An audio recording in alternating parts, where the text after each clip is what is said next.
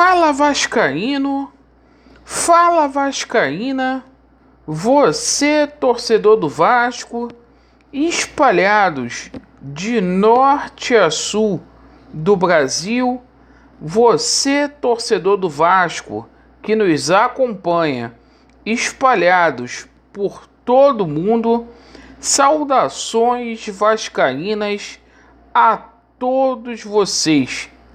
Primeiramente, um casaca no seu coração, uma noite abençoada. Eu peço a todos que não são inscritos aqui no nosso canal para se inscrever.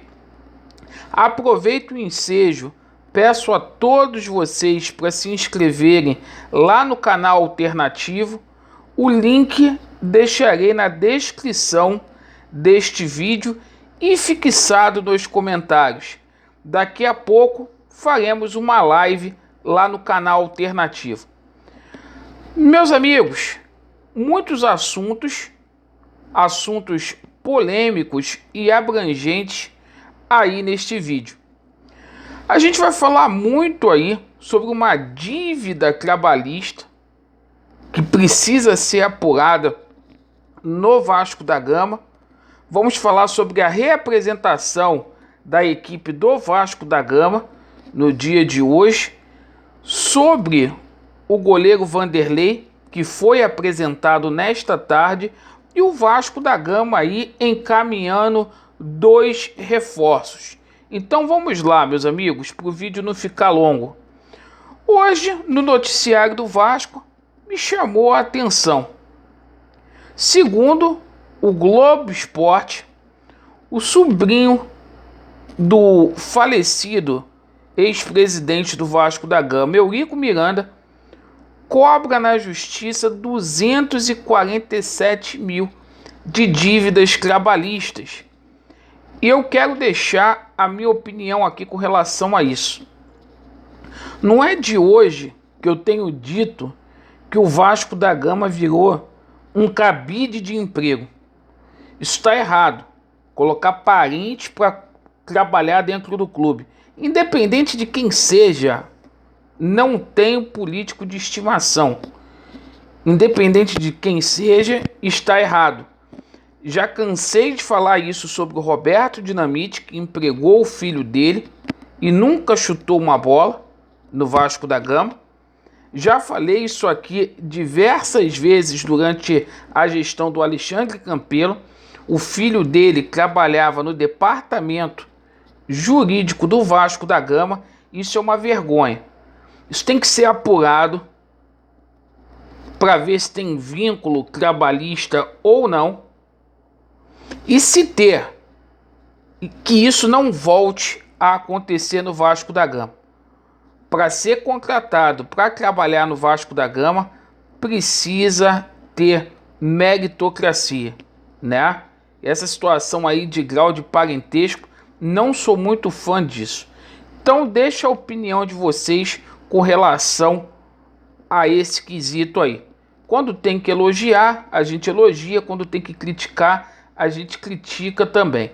Bom, o elenco profissional do Vasco da Gama hoje se reapresentou, né? Após a folga de ontem.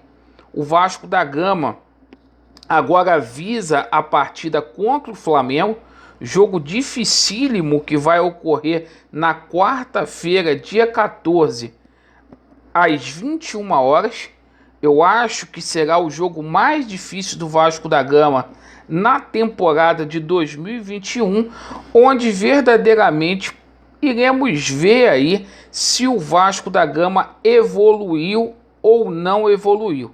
Porque até agora os nossos adversários aí são adversários que são fracos. E eu digo sempre aqui, o Vasco teve 2 jogos aí que seriam os mais difíceis no ano, contra Fluminense e Botafogo, 2 clássicos, e não conseguimos vencer.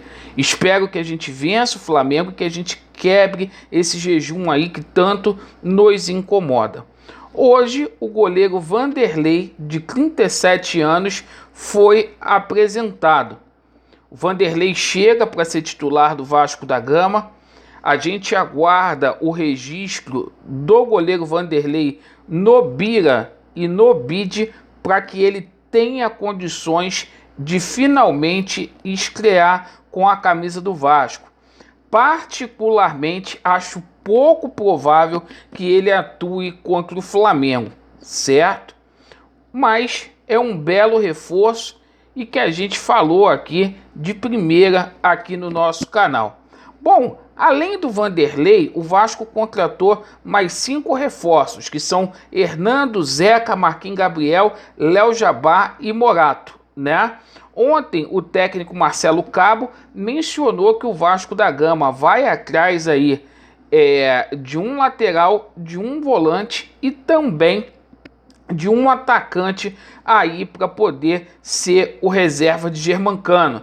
A gente tomou conhecimento que o atacante uruguaio de 35 anos, o Christian Rodrigues, ele foi oferecido ao Vasco da Gama, mas a pedida salarial dele, na casa de 65 mil, afastou o interesse do Vasco da Gama, fora da realidade do clube, e o atacante deverá permanecer no Uruguai. O Vasco hoje encaminhou 2 contratações, 2 jogadores que estão muito próximos aí do Vasco da Gama. Bom, Tony Anderson, um jogador que já há muito tempo está sendo especulado no Vasco da Gama, jogador de 23 anos que atuou com o Morato lá no Red Bull Bragantino e que já disse aí nas redes sociais que gostaria de vestir a camisa do Vasco da Gama.